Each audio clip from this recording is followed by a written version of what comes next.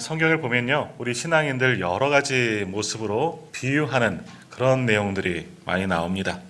또 그 비유에는 각 그 독특한 그런 특징이 있기 때문에 우리가 그런 믿음의 사람이 되어라 라고 말씀하는 겁니다. 예를 들어서 마태복음 5장에 보면 우리가 세상에서 어떤 존재가 되어야 말씀합니까? 세상의 빛과 소금이 되어야 한다. 너희는 세상의 빛이 되어라. 너희는 세상의 소금이 되어라 말씀합니다. 빛은 뭡니까? 세상 속에 하나님의 등대요 그리스도의 빛을 전하는 자로 살아가야 한다. 너희 그 빛을 보고 많은 사람들이 주께 돌아오도록 너희가 그리스도의 빛이 되라 라고 말씀하시죠. 세상의 소금이 되어라. 썩어져 가는 것을 깨끗하게 정화시키는, 정결케 하는 그런 소금과 같은 꼭 필요한 곳에 쓰임받는 세상의 소금이 되라 라는 뜻으로 세상의 빛과 소금이 되라, 우리로 빛이요 소금이 되어라 라고 말씀하십니다. 또 고린도후서 2장에 보면 그리스도의 향기라는 그런 말이 나옵니다. 그러니까 우리 신앙인은 세상 속에서도 그리스도를 아는 냄새, 그리스도를 닮은 그 모습을 품기며 살아가야 한다. 우리를 통해서 그리스도가 보여져야 한다. 그래서 그리스도의 향기라고 표현하죠. 또 동일한 장에는 그리스도의 편지라고도 말합니다. 그리스도의 복된 소식을 전하는 자가 되어야 한다라고 말씀하는 겁니다. 그리고 디모데후서 2장에 보면 예수 그리스도의 좋은 군사라고 말합니다. 바로 우리가. 군사 그러면 느낌이 벌써 틀리지 않습니까? 군사들은 뭡니까? 자기 감정대로 움직이는 것이 아닙니다. 명령에 따라 움직이는 것이 군인이죠. 군사입니다. 나라를 위해서 목숨을 바치고 자신의 목숨을 바쳐서 나라를 짓고 백성들의 안위를 돌보는 것처럼 우리는 하나님의 백성이라는 겁니다. 하나님의 군사, 영적 전쟁 가운데서 늘 승리하여서 우리의 대장 되신 예수 그리스도를 기쁘게 할 수 있는 그리스도의 군사가 되어야 한다. 모든 사탄과의 싸움에서, 선한 싸움에서 늘 승리를 할 수 있는 그리스도의 군사, 정말 그러기 위해서 충성해야 된다 말씀하는 것이 그리스도의 군사입니다. 자, 이 외에도 성경엔 우리를 여러 가지로 비유하는 것이 참 많이 나옵니다. 그 해당되는 비유의 말씀처럼 그러한 모습으로 성도들은 세상 가운데 살아야 한다. 믿음을 지키며 살아가야 한다 말씀하는 겁니다. 자, 오늘 보면 우리가 읽은 고린도전서 3장에서는 우리를 또 뭐라고 비유하느냐? 농부에 비유하고 있습니다. 농부. 자, 농부로 비유하고 있는 것은 바로 농부의 그 모습을 통해서 우리 신앙인의 모습이 그렇게 닮아가고 그렇게 섬겨야 한다라고 말씀하는데요. 자, 우리가 농부에서 배워야 할 네 가지 모습들이 우리가 오늘 지금 잠시 살펴보고자 합니다. 오늘 주보에도 그 네 가지 모습들이 기록되어져 있는데요. 첫 번째, 우리가 농부에서 배워야 할 첫 번째는 뭐냐? 또 이제 주보 마귀하니까 주보를 다 꺼내시죠. 말씀을 드리는 게 더 낫습니다. 순박한 마음입니다. 농부의 그 순박한 마음을 닮아가야 합니다. 농부는 자기가 뿌린 것 그 이상의 것을 바라지 않습니다. 뿌리면 어느 정도 거둘 것, 이미 많은 농사를 지어왔기 때문에 압니다. 그 이상의 욕심을 부리지 않습니다. 누구나 풍년이 들어서 많은 소출을 얻기를 원하죠. 성경에 나오는 이삭처럼 흉년의 때에 농사했는데도 100배나 되는 소득을 얻을 그런 복을 누구나 바라지만 사실은 그런 것보다도 뿌린 대로 거두는 겁니다. 열마지기 농사를 지어놓고 100마지기 그 이상의 것을 바라는 것은 욕심입니다. 열마지기 농사를 지으면 열마지기에 해당하는 것을 거둬들이는 것이 농부의 마음입니다. 당연한 것이죠. 벼를 심었으면 당연히 쌀이 수출될 것을 기대합니다. 또 감자를 심었으면 감자가 나오는 것이, 잘 그러기 위해서는 또 잘 재배해야 되겠지만, 저 몇 해 전 감자까지 폭락한 적이 있습니다. 진부도 우리 시찰이기 때문에 많은 목사님께 연락을 듣습니다. 주변에 많은 분들이 감자가 폭락해서 농사를 완전히 망해버린 것 아닙니까? 그 대신 감자는 풍년이 났는데 이것 어떻게 할 수가 없어서 팔 수도 없고 자살하는 경우도 있었더라. 그런 이야기를 합니다. 자, 그런데 감자를 심었다고 해서 감자값이 폭락해서 감자가 아닌 다른 것을 기대하는 것도 있을 수 없는 겁니다. 내가 심었으면 심은 만큼은 거두는 것이 농부의 마음이고 당연한 이치입니다. 그래서 하나님께서 갈라디아서 6장 7절에서 이렇게 말씀합니다. 사람이 무엇이든지 심으면 그대로 거두리라. 심는 대로 거두는 겁니다. 물론 이 심는 것은 농부에게만 해당되는 것이 아니죠. 물론 농부는 심는 대로 그대로 거두게 되는 겁니다. 믿음도 마찬가지입니다. 믿음도 심는 대로 거두는 법칙이 그대로 작용되어지는 겁니다. 적게 심어놓고 많이 거두기를 바라거나 선을 심지도 않았는데 복받기를 바라는 건 그것은 또 욕심이다라는 겁니다.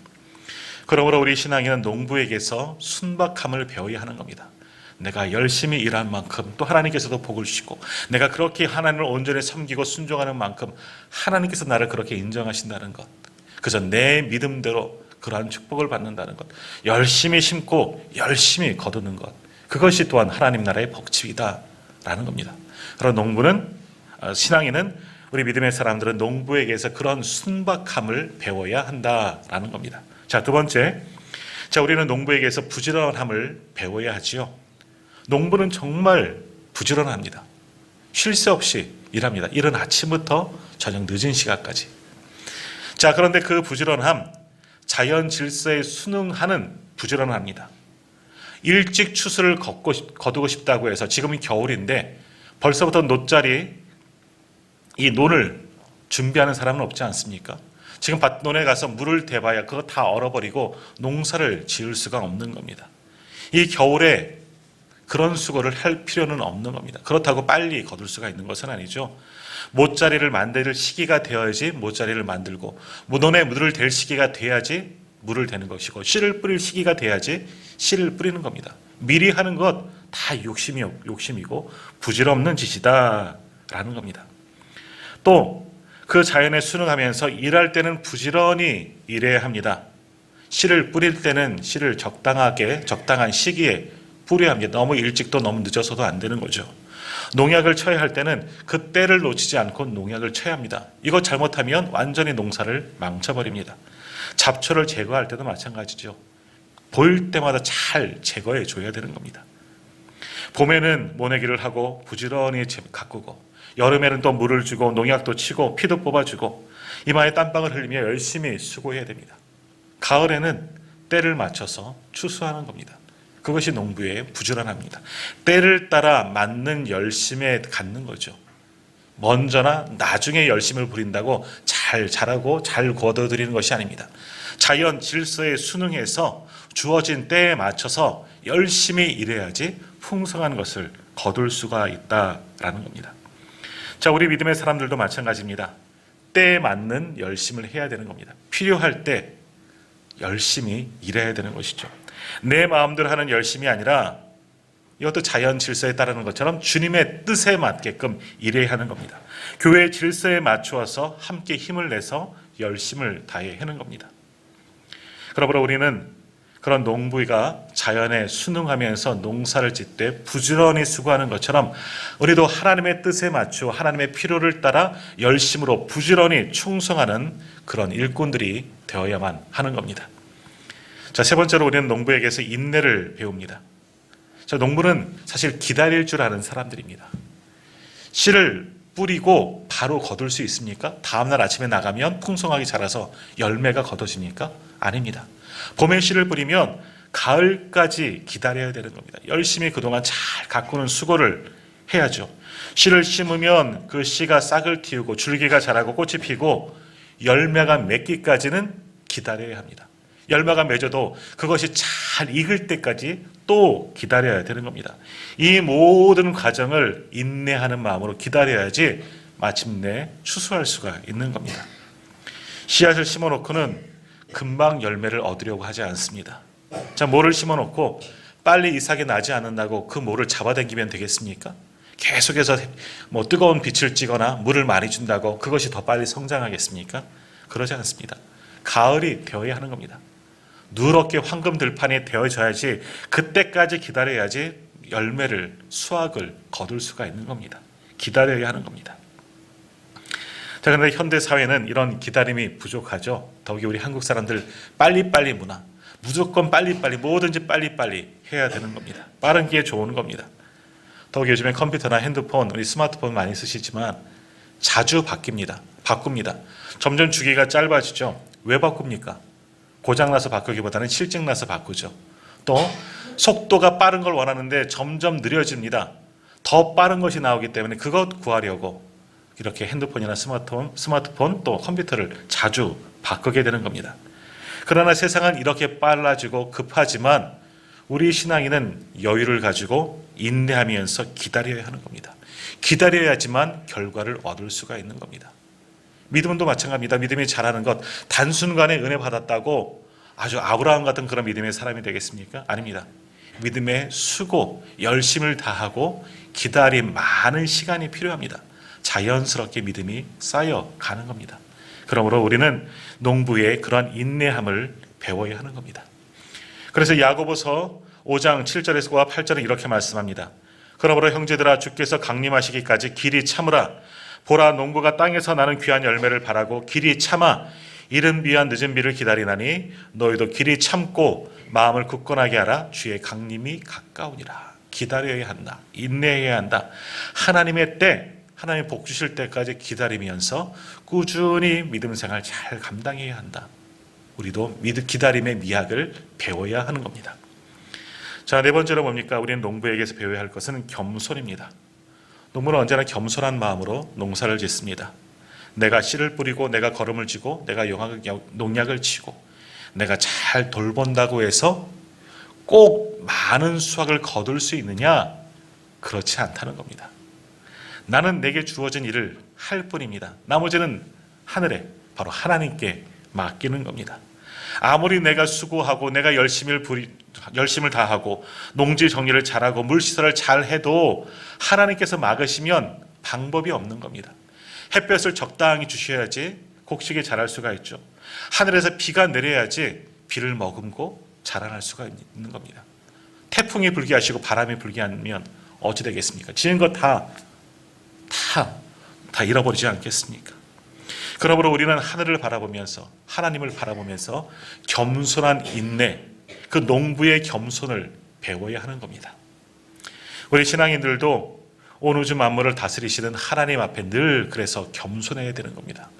오늘도 우리를 운행하시고 섭리 가운데 가장 복된 길로 인도하시는 그 하나님 앞에 늘 겸손히 순종해야 하는 것이죠. 늘 그 말씀을 붙잡고 살아가야 하는 겁니다. 하나님 보시기에 합당한 성도로서 살아가야 하는 것이죠. 내가 열심히 수고한들 많은 것이 바뀝니까? 아닙니다. 하나님께서 모든 것을 상황을 만들어 주셔야지만 교회도 부흥하고 성장하고 우리의 믿음도 자라날 수가 있는 겁니다.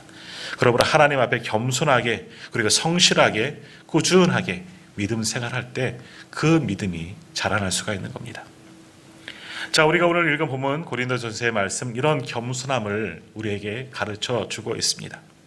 더기에 우리가 잘 아시는 것처럼 이 고린도 교회는 여러 가지 문제들을 가지고 있습니다. 가장 큰 문제가 뭐냐 하면 고린도전서 1장 12절에 나오는 것처럼 교회 안에 분파가 있습니다. 파당이 있다라는 겁니다. 조금 넘기셔서 한번 보시겠어요? 고린도전서 1장 12절 말씀을 제가 한번 읽겠습니다. 1장 12절입니다. 내가 이것을 말하거니와 너희가 각각 이르되 나는 바울에게, 나는 아볼로에게, 나는 게바에게, 나는 그리스도에게 속한 자라 한다는 것이니 라는 말씀이 있습니다. 고린도 교회는 굉장히 칭찬받아 마땅할 교회이긴 하고 여러 가지 능력과 이적도 있고 굉장히 훌륭한 교회인데 문제가 있습니다. 너무나 큰 문제가 그것을 가려버리고 있는데 그 문제가 뭐냐? 교회 안에 네 개의 큰 세력들이 있는 겁니다. 성도들이 이렇게 네 개로 나누어져서 서로 다투고 있는 겁니다. 어떤 파입니까? 바울파, 아볼로파, 게바파, 그리스도파입니다. 파만 빼면 이름만 들어보면 어떻습니까? 바울, 사도 바울 아닙니까? 아볼로는 고린도 교회에서 오랫동안 목회했던 목회자이고 성경 선생님입니다. 또 게바, 베드로 아닙니까? 그리스도, 예수 그리스도, 이름만 들으면 훌륭한 모임 같아 보입니다. 그런데 이러한 파당들을 만들어 놓고 문제를 일으키는 겁니다. 바울파는 고린도 교회 설립자이죠. 개척교회 목사입니다. 그러니까 그 바울을 추종하는 무리들이죠. 아볼로는 누굽니까? 바울이 떠난 이후에 다른 곳에 가서 복음을 전하러 나갔을 때 그 이후에 와서 이 고린도 교회를 잘 목회한 분입니다. 더욱이 설교를 통해서 성경 공부를 통해서 많은 이들에게 은혜를 끼친 분이죠. 그래서 많은 이들이 아볼로를 따르고 아볼로가 최고입니다. 존경받는 선생님입니다. 게바는 누굽니까? 고린도에 보아서 바울이 복음을 전하기 이전에 예루살렘에 있던 사도 베드로, 예수님의 수제자 베드로에게 말씀을 배우고 복음을 먼저 받아들인 사람들입니다. 그러니까 우리가 정통이라는 거죠. 예수님의 직속 제자 베드로에게 게바에게 나는 복음을 배웠기 때문에 우리가 원조다라고 이야기하는 사람들입니다. 그리스도파는 누구입니까? 이런 세 분파에 속하지 않고 우리는 그리스도만을, 교회 머리 대신 예수 그리스도만을 추종하는 파다라고 주장하는 사람들입니다. 다 일리는 있습니다.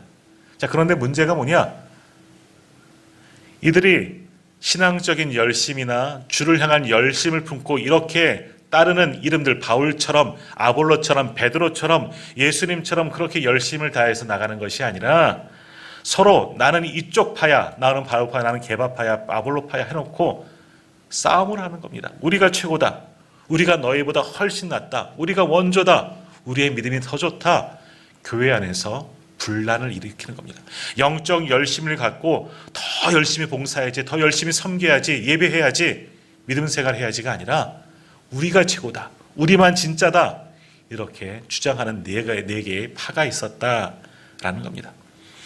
사도 바울은 그런 교회, 고린도 교회의 이야기를 듣고 너무나 마음이 아파서 그 고린도에게 편지를 써서 이렇게 이야기를 하는 겁니다. 너희들의 그 모든 우월감, 교만함을 다 버려라. 겸손한 믿음으로 나아가라. 그래서 농부에게서 배워라 하면서 이렇게 고린도전서를 보내는 겁니다. 더욱이 오늘 말씀에서 그것을 이야기하는 거죠. 그래서 4절에서 이렇게 말씀합니다. 4절 오늘 보면 고린도전서 3장 4절 말씀 한번 보십시오. 어떤 이는 말하되 나는 바울에게라 하고 다른 이는 나는 아볼로에게라 하니 너희가 육의 사람이 아니리요 라고 말씀합니다. 나는 바울파다, 나는 아볼로파다, 또는 게바파다, 그리스도파다, 이렇게 파벌을 만드는 것은 인간적인 생각이다. 세상 사람들도 그렇게 하는데 너희가 어찌 교회에서 그렇게 파당을 짓고 교만하고 우쭐거리고 있느냐, 야단치는 겁니다. 더욱이 4절 마지막 부분에 보면 뭐라고 말합니까? 너희가 육의 사람이 아니리요 라고 말합니다. 다시 말하면 너희가 영적으로 성숙하지 못한 세상 사람들과 같구나, 아니 세상 사람들보다 더하구나, 안타까워하는 겁니다. 그래서는 안 된다라는 겁니다. 믿음의 사람들은, 성도들은 오직 하나님의 방법을 따르고 하나님의 뜻을 따르고 하나님의 뜻을 앞세워야 하는 겁니다. 내 생각, 내 주장 펼 필요가 없는 겁니다. 교만해봤자, 많은 것을 알아봤자 하나님보다 얼마나 많이 알 수 있겠습니까? 내려놓으라는 이야기죠. 겸손해야 한다는 겁니다. 다른 사람들을 더 존중히 여기고 모든 것을 죽게 하듯 하라는 겁니다. 그렇지 않으면 너희가 육의 사람이다, 세상에 속한 사람이다, 심하게 말하면 죄에 속한 사람이고 사단에게 매인 자들이다, 질책하는 겁니다. 오늘 우리가 그러한 자들이 되어서는 안 됩니다. 계속해서 사도 바울은 이야기하죠. 계속 6절 말씀 한번 보십시오. 6절입니다. 나는 심었고 아볼로는 물을 주었을 때 오직 하나님께서 자라나게 하셨나니 그런즉 심는 이나 물주는 이는 아무것도 아니로되 오직 자라게 하신 이는 하나님뿐이니라. 아멘. 사도 바울이 교회를 세우고 그들을 복음으로 이끈 것은 아주 잘한 일입니다. 또 아볼로가 바울을 이어서 고린도 교회에서 목회하면서 많은 영적인 영향력을 끼치고 성경을 잘 가르친 것 훌륭한 일입니다. 그런데 바울은 분명히 이야기합니다. 나는 심었고 고린도 교회를 세웠고 내 뒤에 왔던 아볼로는 물을 주었고 너희를 잘 양육하였지만 우리의 공로는 아무것도 없다. 그럼 누구냐? 하나님께서 자라나게 하셨다. 이 모든 것 우리를 사용하셔서 하나님이 하신 일이다. 오직 자라나게 하시는 이는 하나님이다. 심는 자나 물 주는 자는 아무것도 아니라는 겁니다. 자라나게 하시는 이는 교회를 성장하게 하시고 이끄시는 분은 하나님이시다. 하나님이 하셨다는 겁니다. 사도 바울은 이 농부의 모습에서 자신의 위치도 알고 있습니다. 나는 하나님의 자리가 아니다. 나는 그저 심는 자였다. 아볼로는 그저 물을 주고 양육하는 자로 쓰임을 받은 것이다. 중요한 것은 우리가 심었다고, 우리가 물을 주었다고 해서 곡식이 저절로 자라나는 것이 아니다. 하나님께서 자라나게 하셔야지만 자라는 거다. 고린도 교회가 좋은 교회로, 훌륭한 교회로, 성장하는 교회로 될 수 있었던 것은 하나님께서 하신 일이다. 그것을 6절과 7절에서 그렇게 말씀하는 겁니다. 심는 수고와 물 주는 수고도 있고 그것도 중요하지만 그 교회를 이끄시고 자라나고 부흥하며 성장하게 하시는 분은 하나님이시다. 하나님이 모든 것을 주장하셨다. 그것을 인정하라. 그러면서 그 하나님 앞에 겸손해라 라고 말씀하는 겁니다. 우리의 모든 삶, 또 교회의 역사도 마찬가지죠. 눈에 보이지 않는 하나님의 손길로 이끄시는 겁니다. 모든 것은 하나님이 하셨습니다. 이쪽 현수막에도 모든 것이 하나님의 은혜입니다. 아닙니까? 30주년의 우리 교회 역사도 마찬가지죠. 하나님이 하시는 겁니다. 어떤 목회자가 어떤 모양으로 섬겼고 어떤 성도가 어떻게 열심을 다해서 교회가 성장하고 여기까지 온 것이 아니라 하나님께서 우리 교회를 세우시고 심으시고 물 주시고 양육하셔서 여기까지 오게 하여 주신 줄 믿습니다. 자, 우리가 병원에 가서 수술할 때도 마찬가지입니다. 의료진들을 통해서 수술을 받고 치료를 받습니다. 의사 선생님이 전문의가 와서 내 안에 잘못된 것을 다 제거하고 그것을 봉합하고 꿰매고 덮습니다. 잘 치료합니다. 우리 간호사 선생님들 오셔서 잘 돌봐주고 간호해 줍니다. 자, 그런다고 내 몸, 이 수술 받은 것이 잘 빨리 낫습니까? 아니에요. 그들은 그저 그것을 할 뿐입니다. 봉사할 뿐이고 우리를 낫게 하시는 분은 하나님이신 줄 믿습니다. 하나님이 하시는 겁니다. 하나님이 역사하지 않으면 내 질병 어떠한 것 하나라도 낫는 게 아니에요. 하나님이 고쳐주시는 거예요. 그래서 어떤 병원은 이런 원론이 있습니다. 하나님은 고치시고 우리는 봉사한다. 하나님은 고치시는 분이고 우리는 하나님의 손가발이 되어서 봉사하는 거예요. 의료진들은 봉사하는 분들이에요. 그렇게 생각한다는 거예요. 비록 의사가 직접 주도해서 수술을 하는 것 같지만 간호사 선생님들이 열심히 간호하고 돕는 것 같지만 그들의 수고함으로 병이 낫는 게 아니라 고치시는 분, 회복시켜 주시는 분은, 낫게 하시는 분은 여호와 하나님이시라는 겁니다.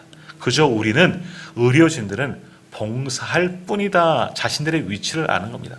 이것이 사도 바울의 고백이라는 겁니다. 나는 심었을 뿐이다. 아볼로는 자라나게 했을 뿐이다. 물을 줬을 뿐이다. 자라나게 하시는 이는 하나님이십니다. 이것이 사도 바울의 고백입니다. 또한 이것이 오늘 우리들의 믿음의 고백이 되어져야 하는 겁니다. 그런 믿음으로 우리가 살아가야 하는 것이죠. 오늘 성경은 우리에게 분명히 말씀합니다. 우리 오직 자라게 하시는 이는 하나님뿐이다. 우리를 자라게 하시는 이를, 우리를 성장하게 하시는, 영적으로 충만케 하시는 분은 하나님뿐이시다라고 말씀합니다. 우리가 아무리 잘났다고 해도 하나님을 대신할 수 없는 겁니다. 농부가 열심히 수고했지만 그가 곡식을 완벽하게 자라나게 만들 수는 없는 겁니다. 하나님이 모든 환경을 만들어 주셔야 하는 것이죠. 마찬가지입니다. 우리의 믿음도 교회 부흥과 성장도 하나님이 하시는 거예요. 우리는 그곳에서 그저 하나님께 모든 것을 맡기고 내게 주어진 소임을 다할 뿐입니다. 씨를 뿌리는 사람은 열심히 씨를 뿌리면 되는 것이죠. 물을 주는 사람은 열심히 물을 주면 되는 겁니다. 잡초를 제거하는 사람은 열심히 잡초를 제거하면 되는 겁니다. 나머지는 하나님이 다 알아서 하시는 겁니다. 그러나 우리가 주 안에서 같은 마음을 품고 주님께서 주님의 뜻을 붙잡고 함께 수고할 때 하나님께서 우리를 자라나게 하여 주시는 줄 믿습니다. 자, 오늘 본문에서 또 하나 주시는 교훈이 있죠. 8절 말씀 한번 보시겠습니까? 8절 말씀 한번 같이 읽겠습니다. 심는 이와 물 주는 이는 한 가지이나 각각 자기가 일한 대로 자기의 상을 받으리라. 아멘. 심는 이나 물 주는 이가 모두 같다라는 겁니다. 좋게 말하면 누굽니까? 심주는 이는 고린도 교회를 세운 바울이죠. 물 주는 이는 누굽니까? 열심히 양육하였던, 말씀을 전하였던 아볼로입니다. 둘은 모두 하나님 앞에서 똑같다. 누가 더 중요하고 떨어지고 그런 것 없다는 겁니다. 다 중요하다는 겁니다. 모든 영광은 하나님이시죠. 그러니까 우리에게 더 공이 있다. 내가 이거 했다고 자랑할 것도 없고 내가 저거 했다고 부족함도 없다. 하나님 앞에 모두가 다 똑같다는 겁니다. 우리가 주의 몸된 교회를 섬길 때에도 마찬가지입니다. 내가 어떤 일을 하면서 특별히 많은 수고를 했다고 해서 칭찬받을 것도 없는 겁니다. 교회에서 목사가 제일 훌륭합니까? 제일 믿음도 좋고요? 그렇지 않습니다. 목사로 불러 세우셔서 기름 부어주시고 목회의 직분을 감당하게 하시고 말씀을 전하는 자로 축복 권세를 주신 자로 세우셨다면 그것에 감사하는 것이죠. 저도 그것에 감사하면서 사역하는 겁니다. 성도님들도 마찬가지입니다. 장로의 직분, 권사의 직분, 집사의 직분, 또 다른 여러 가지 직분과 소임 맡기신 것 우리가 뛰어나서 아니에요. 하나님께서 은혜로 맡기신 겁니다. 각 믿음의 분량대로 맡기시고 달란트대로 우리에게 주셨다는 겁니다. 그러므로 우리가 할 수 있는 것은 뭡니까? 주신 것에 감사하면서 내가 주님의 소임 주신 것, 내게 준 이 은혜에 감사하면서 열심을 다하여서 충성하는 겁니다. 그것이 오늘 우리에게 필요한 거죠. 그러나 모두가 다 하나님 앞에는 똑같다는 겁니다. 더 나은 직분도 더 하등한 직분도 없고 모두가 다 똑같은 겁니다. 목사나 성도나 다 똑같아요. 말씀을 전하는 자나 듣는 자나 함께 예배하고 함께 섬기는 모두는 주님의 집에서 다 똑같은 분들이다. 똑같은 지체다라는 겁니다. 더욱이 우리가 열심히 봉사할 수 있게 하신 것도 하나님의 은혜예요. 건강 주셔서 봉사하는 것 아니겠습니까?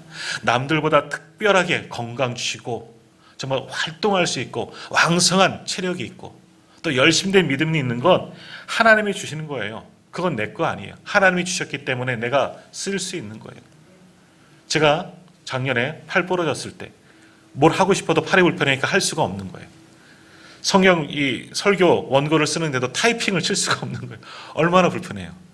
하나님께서 도와주셔야지, 건강을 주셔야지만 할 수가 있는 거예요. 마찬가지 아니에요. 우리도 건강해야지, 이렇게 걸어서 올 수 있을 정도는 돼야지 전에 와서 예배하는 거지. 내 몸이 움직일 수 없는데, 활동할 수 없는데 어떻게 봉사도 할 수 있겠습니까?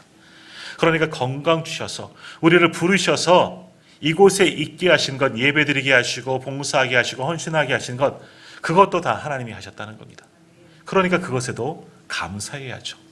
내가 무엇을 하든지 어떤 모습에서 어디에서 어떤 모양으로 하나님을 섬기든지 섬길 수 있다는 것만으로도 참 감사한 일입니다. 이미 여러 번 말씀드린 것처럼 끼워주신 것도 은혜입니다. 우리가 뭐 잘났다고 하나님의 거룩한 세계에 우리를 끼워주시겠습니까? 나 같은 자 끼워주신 것 얼마나 감사합니까? 얼마나 감사한 일입니까? 자, 사도 바울은 그래서 목숨의 위협을 받으면서도 하나님께서 끼워주셔서 복음 전하는 일을 정말 열심히 수고했습니다. 이전에는 바울이 어땠습니까? 회방자요, 폭행자요, 핍박자였습니다. 교회를 핍박하고 예수 그리스도를 핍박하던 사람이었습니다. 그런데 그런 사람을 변화시키고 하나님께서 강권적으로 변화시키고 뒤집어 주셨기 때문에 사도 바울이 되지 않았습니까? 끼워주신 겁니다. 주의 거룩한 사역에 그런 자도 스스로 고백하잖아요. 죄인 중에 내가 괴수다. 그런 사람을 끼워주셨으니 얼마나 감사한 겁니까? 그러니까 더 열심히 일한 겁니다. 그래서 사도 바울이 디모데전서 1장 12절에서 이렇게 고백합니다. 나를 능하게 하신 그리스도 예수 우리 주께 내가 감사함은 나를 충성되게 여겨 내게 직분을 맡기셨음이니. 나 같은 사람에게도 나를 충성되게 어여삐 보셔서 내게도 직분 주셨던, 그러니 내가 충성할 수밖에 없다. 내가 주를 위해서 사용될 수밖에 없다는 겁니다. 늘 감사한 거예요. 나 같은 사람에게도 직분 주신 것 감사했다는 것이 사도 바울의 고백이라는 겁니다. 자, 오늘 우리가 이러한 마음으로 주를 섬겨야 하지 않겠습니까? 이러한 마음으로 주님께 예배하고 봉사하고 헌신해야 되는 것 아니겠습니까? 이런 고백이 없으면 하나님 앞에 교만한 자가 되는 겁니다. 주님의 일을 하면서도 내 자랑이 되고 다른 사람을 위해서 봉사할 때도 힘이 드는 겁니다. 주의 집에서 일하는데 뭐가 힘이 듭니까? 왜 불평이 나옵니까? 나를 알아주지 않아서, 내가 인정받지 못해서, 나 하는 것만큼 다른 사람들 따라주지 않아서, 그래서 화가 나고 힘이 드는 겁니다. 그런데 끼워주시는 것에 감사해서 감사와 기쁜 마음으로 봉사하면 다 괜찮아요. 이것 해도 괜찮아요. 저것 해도 괜찮아요. 그저 하나님의 집에 있는 것만으로도 주의 성전 문지기로만 있는 것도 좋사오니, 이런 고백이 나올 수밖에 없는 겁니다. 그런 이들을 어떻게 한다 말씀하십니까? 일하는 대로 하나님께서 상을 주시겠다 약속하는 겁니다. 수고한 대로 하나님께서 상급을 더하여 주신다 말씀하는 겁니다. 물론 상급을 주시는 분도 하나님이십니다. 이 땅에서 우리 서로에게 인정받으려 하지 마시고 더욱이 목회자에게 인정받으려 하지 마십시오. 그런 것도 물론 필요할 수 있겠지만 하나님께 인정받아야 되는 겁니다. 하나님 앞에 충성해야 되는 겁니다. 하나님 앞에 이 부족한 나를 쓰셨다는 것만으로 기뻐하고 감사할 수 있는 우리 모두가 다 되시기를 바랍니다. 그러므로 우리는 주의 전에서 귀한 교회를 함께 세워나가야 합니다. 더욱이 우리의 믿음을 자라나게 하시는 분은 하나님이십니다. 직분 주셨으니 사역 주시고 사명 주셨으니 감당할 능력도 주시는 분은 하나님이십니다. 모든 것이 하나님이 하신 일입니다. 그리고 내게 주신 자리에서 내게 주신 달란트대로 내가 할 수 있는 열심을 가지고 오직 주와 복음을 위해서 교회를 위해서 겸손하게 함께 충성해 나갈 수 있는 우리 모두가 다 되시기를 바랍니다. 그럴 때 우리의 믿음도 자라날 수 있는 거고 우리 교회도 부흥하고 성장하게 되는 겁니다. 하나님께서 함께 하시는 사람, 하나님께서 함께 하시는 교회는 그렇게 영적으로 자라게 하는 겁니다. 자라게 하시는 이는 하나님이시기 때문입니다. 그 하나님이 오늘 우리와 함께하여 주실 줄 믿습니다.